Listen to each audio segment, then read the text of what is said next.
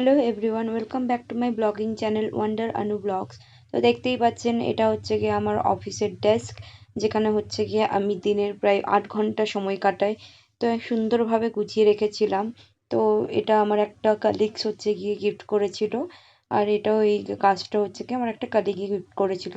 তো যাই হোক, ডিউটি থেকে এসে প্রথমেই আমি যা রান্না করব সেটারই হচ্ছে কি জোগাড় যন্ত্রণা করে নিয়েছিলাম।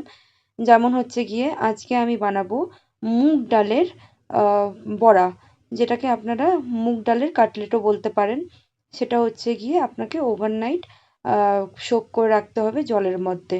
তো এটা একটা খুবই হেলদি খাবার, মানে হেলদি কাটলেটস বলতে পারেন, খাওয়ার নয়, মানে স্ন্যাক্স বলতে পারেন। তো প্রথমে হচ্ছে কি মুগ ডালটাকে নিয়ে নিয়েছি, তার মধ্যে আদা রসুন কাঁচা লঙ্কার কুচি সব নিয়ে তার মধ্যে লাস্টে দিয়ে দিলাম ধনেপাতা, নিয়ে হচ্ছে গিয়ে এটাকে পুরোভাবে গ্রাইন্ড করে নেব। আর হ্যাঁ, একটু জিরা আর একটু হচ্ছে গিয়ে গোলমরিচ দিয়ে দিবেন, আরও খেতে ভালো লাগবে। তো এখানে হচ্ছে গিয়ে পেস্ট করা হয়ে গেছে। তো দেখতেই পাচ্ছেন, এভাবে একেবারে পেস্ট করে নিতে হবে, জল যাতে না থাকে।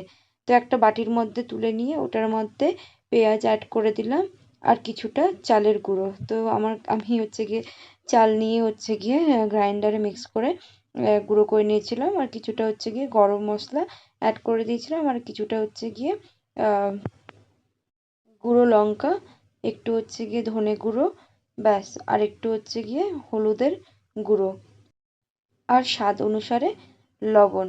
ব্যাস, এই জিনিসগুলোকে একেবারে নিয়ে ভালো মতন মাখতে হবে প্রায় 2 থেকে 3 মিনিট। ঠিক আছে, এরপরে হচ্ছে গিয়ে আমি এই পুরো মিক্সচারটাকে ফ্রিজের মধ্যে কিছুক্ষণ রেখে দিয়েছিলাম, প্রায় 5 থেকে 10 মিনিটের মতন।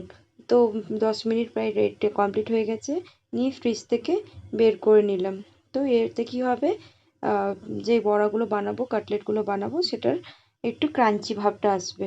তো কড়াইয়ের মধ্যে তেল গরম করতে দিয়ে দিয়েছি, নিয়ে এবারে হচ্ছে গিয়ে বড়ার মতন শেপ করে গোল গোল চ্যাপ্টা চ্যাপ্টা করে নিয়ে কড়াইয়ের মধ্যে এক এক করে দিয়ে দেব। তো যাই হোক, এটা হচ্ছে গিয়ে খুবই একটা হেলদি স্ন্যাক্স, কিংবা আপনারা ভাতের সাথেও খেতে পারেন। মানে নিরামিষের দিনে একটা হেলদি স্ন্যাক্স যেরকম হয়, আমরা যেরকম বাঙালিরা খেয়ে থাকি, তো সেইভাবেও খেতে পারেন। খুবই টেস্টি হয়েছিল খেতে। আমি আপনাদেরকে সাজেস্ট করব একবার খেয়ে দেখুন, খুবই ভালো হবে, আর জিনিসটা খুবই হেলদি। আপনারা চাইলে এটাতে মানে বেসনেরও ব্যাটার ইউজ করতে পারেন, বাট যেহেতু আমি এটাকে হেলদি স্ন্যাক্স বানাচ্ছি, তার জন্যই হচ্ছে গিয়ে আমি চালের গুঁড়ো ইউজ করেছিলাম। তো দেখতেই পাচ্ছেন, অল্প তেলের মধ্যে হয়ে যাচ্ছে। তো এইভাবে বড়াগুলোকে উল্টে পাল্টে ভালো মতন ভেজে নিতে হবে, আর কম হিটে, মানে মিডিয়াম আঁচই হচ্ছে গিয়ে করতে হবে, যাতে ভেতর থেকেও বড়াটা ভালো মতন ভাজা যায়।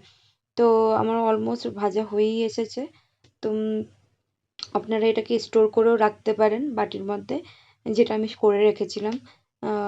তো এই জিনিসগুলো মানে কি বলবো, তো যখন তখনই খাওয়া যেতে পারে। আর যেহেতু একা আমি, তো একার জন্য তো বুঝতেই পারছেন, বারবার করে এগুলো ঝামেলা করা যায় না, তার মধ্যে হচ্ছে গিয়ে ডিউটির চাপ।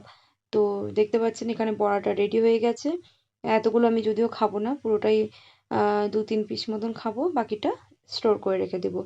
তো আপনারা একবার ট্রাই করে দেখবেন।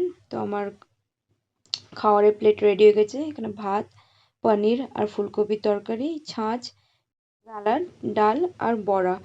তো আজকের মতন ভিডিওটি এখানেই শেষ করলাম, দেখা হবে পরের একটি ব্লগে। Bye bye.